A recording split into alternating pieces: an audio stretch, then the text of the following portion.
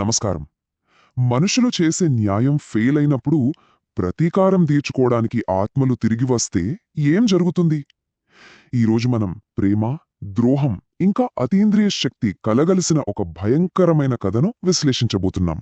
కథ స్టార్టింగ్తోనే మనకొకటి క్లియర్ అయిపోతుంది. ఇక్కడ మనకు కనిపిస్తున్నది నిజం కాదు. ఈ డార్క్ అట్మాస్ఫియర్ కేవలం భయపెట్టడానికే కాదు, సమాజంలోని చీకటి కోణాల్లో దాగి ఉన్న భయంకరమైన రహస్యాలకు ఇది ఒక సూచన అన్నమాట. సరే, ఇక మొదటి భాగానికొస్తే మనకు రెండు విభిన్న ప్రపంచాలు కనిపిస్తాయి. ఒకే నాణానికి రెండు వైపుల్లా.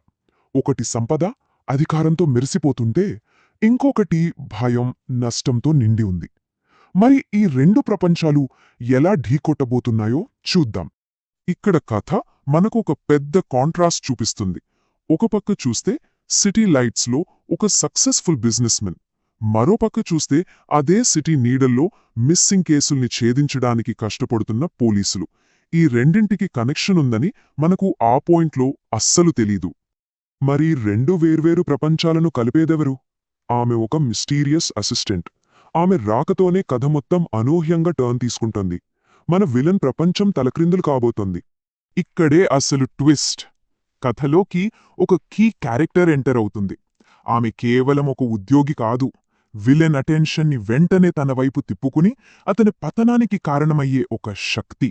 చూసారా, అతని మొదటి ఎత్తుగడ వెంటనే ప్రొఫెషనల్ బౌండరీస్ దాటేసి పర్సనల్ అవ్వాలని చూస్తున్నాడు. ఒక మామూలు విషయాన్ని ప్రస్తావించి పవర్ తన చేతుల్లోకి తీసుకుని ఆమెను కంట్రోల్ చెయ్యాలని ట్రై చేస్తున్నాడు. కానీ ఆమె చాలా స్మార్ట్. అతని ఎత్తుగడను సింపుల్గా తిప్పుకొట్టింది. ఆమె ఇచ్చిన సమాధానం అతనిని రిజెక్ట్ చేయడమే కాదు, ఇద్దరి మధ్య ఏదో సీక్రెట్ ఉన్నట్టు బిల్డప్ ఇచ్చి అతని ఇంట్రెస్ట్ను ఇంకా పెంచింది. ఇప్పుడు ఆట ఆమె చేతుల్లోకి వచ్చింది. ఈ ఒక్క డైలాగ్తో పవర్ బ్యాలెన్స్ మొత్తం మారిపోయింది. ఆమె తనను తాను ఒక టార్గెట్ నుంచి ఒక హంటర్గా మార్చుకుంది. ప్రేమికుల రోజునాడు జరగబోయే మీటింగ్ కోసం ఇప్పుడు మన విలన్ ఆత్రంగా ఎదురుచూస్తున్నాడు. అది తన కోసం పన్నిన ఉచ్చు అని తెలియకుండానే. సరే, ఇప్పుడు ఆఫీస్ నుంచి బయటకొద్దాం, పోర్ట్లోని చీకటిలోకి వెళ్దాం. కథలోని అసలు భయానక నిజం ఇక్కడే ఉంది. ఇక్కడే అంకిత్ వ్యాపారం వెనుకున్న పాపం బయటపడుతుంది. ఇదే అసలు టర్నింగ్ పాయింట్. ఇక్కడదాకా ఇదొక క్రైమ్ థ్రిల్లర్ అనుకున్నాం కదా, ఇప్పుడది అతీంద్రియ హారర్గా మారుతోంది. ఆ కంటైనర్లో అక్రమ సరుకు మాత్రమే లేదు, ప్రతీకారం కోసం ఎదురుచూస్తున్న ఒక ఆత్మ కూడా ఉంది. నిజానికి ఈ కథలో దెయ్యాల కన్నా ఎక్కువగా భయపడాల్సింది మనుషులకే. ఈ అతీంద్రియ అంశాలన్నీ కూడా నిజ జీవితంలో జరిగే ఒక దారుణమైన నేరానికి సింబల్ లాంటివి.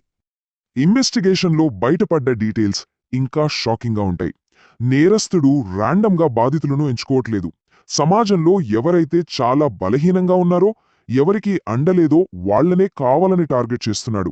ఇది అతని క్రూరత్వానికి ఒక నిదర్శనం. ఇక కుట్ర ఎంత పెద్దదో చూడండి. న్యాయం చేయాల్సిన పోలీసే నేరస్తుడితో చేతులు కలిపాడు. రక్షించాల్సిన వాళ్లే భక్షకులుగా మారినప్పుడు ఇక బాధితులకు దిక్కెవరు? ఈ ప్రశ్నే కథ క్లైమాక్స్కి దారితీస్తుంది. ఇప్పుడు కథ క్లైమాక్స్కొచ్చేసింది. ప్రేమకు సింబల్ అయిన వ్యాలంటైన్స్ డే ఇప్పుడు ప్రతీకారానికి వేదికగా మారింది.